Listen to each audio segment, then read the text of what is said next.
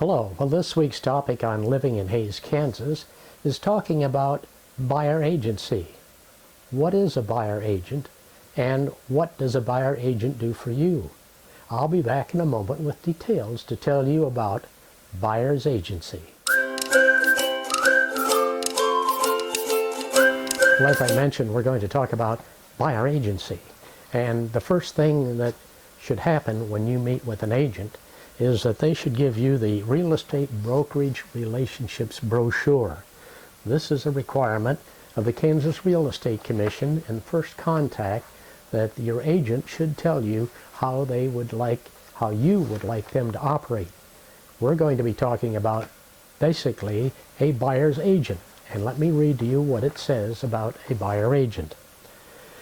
The buyer's agent represents the buyer only, so that the seller may be either unrepresented or represented by another agent. In order to function as a buyer's agent, the broker, the buyer agent, must have a written agreement with the buyer and understand that the agency agreement, all licensees at the brokerage of the buyer's agents must act as buyer's agents unless one agent is a designated buyer's agent, and in that fact, then the supervising broker becomes a transaction broker, and that one agent works specifically with you. This is the requirements of a buyer agent: promoting the interests of the client with the utmost good faith, loyalty, and fidelity; protecting the client's confidences unless disclosure is required; presenting all offers in a timely manner; advise the client to obtain expert advice; accounting for all the money and property received; disclosing to the client all the adverse material facts that are known by the agent, and disclosing to other parties all adverse material facts actually known by the agent. Now, if you're going to have a buyer's agent, it is necessary to have an exclusive buyer agency contract. And what this contract does is it states that you will be working with a designated agent that works on your behalf, that it is a time-sensitive document that starts the day that you sign it, and you negotiate how long you want that agent to work for you, and that's put in as a closing date on the buyer agency agreement. In that agreement, it also states what you're looking for: the type of home, how many bedrooms, bathrooms, garages, what area you want to look into, and what price range you're interested in purchasing.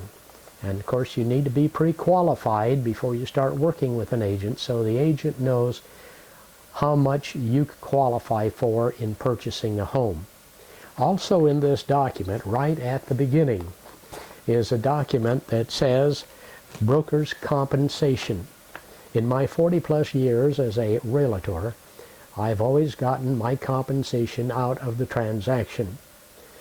Although you never know what might happen, as sellers might not want to pay a buyer agent, and therefore in this document it has that you as the buyer would compensate the buyer's agent for a percentage of the sale price or for a certain dollar amount. And I can tell you again, in my 40-some years, I've always been able to get my compensation from the transaction.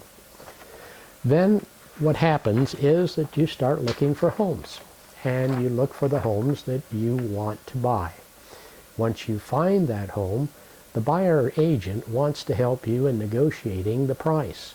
And what they'll do is survey the market, find out what other homes like that have been selling for, and maybe you can make a good offer, which would be probably less than the selling price or the listed price. But in a market like today, it might be that multiple offers are being made, and so your buyer agent would advise you on how to approach that situation.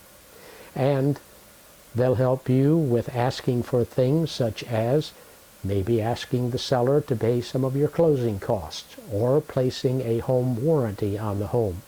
Now, home warranties come in different price ranges, and the most common one is the one that takes care of the furnace the air conditioner, the hot water heater, and plumbing situations. Before you sign your contract, the agent should make this out, and this is the estimated closing costs that you would have in addition to your down payment. The closing costs would be, well, the appraisal fee, your credit report, flood certification, the property inspections, wood infestation inspections, closing fee, and a preparation fee. And in this, the buyer agent also helps you in this regard when you can ask the seller to split the cost of the title work and sometimes some of the prepaid items. Survey probably would not be required, especially in town and an established neighborhood. And then the document recording fees.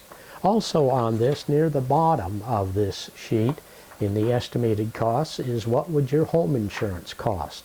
And you would pay the 1 year in advance, and then, depending on the lender, you'll put 2 to 3 months of monthly payment into escrow so that when it comes due, when your mortgage payment comes due, you're paying that portion of the household insurance.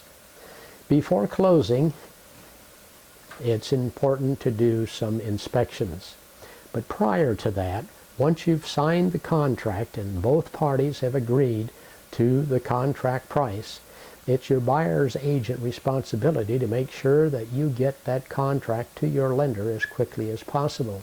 And if you can't do it, then the agent can do it, so that the loan process can start immediately, because it does take anywhere from 30 to 45 days to close on a home. And part of that is the loan process of getting approval and home inspections.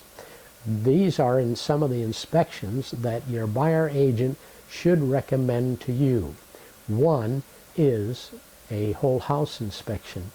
Now, when you sign the contract, you'll probably be signing a seller's disclosure. And this is a disclosure the seller made out, acknowledging that there may have been some problems with the house that they fixed, or they don't know of any problems with the house. But the home inspector will go through and possibly find some things that the seller just overlooked. And it's always a good idea. I recommend that the buyer go with the home inspector, and I go with them, and they go through the house and follow the inspector through to make sure that they understand what the inspector is doing, and if they have questions, they can answer those questions at that time.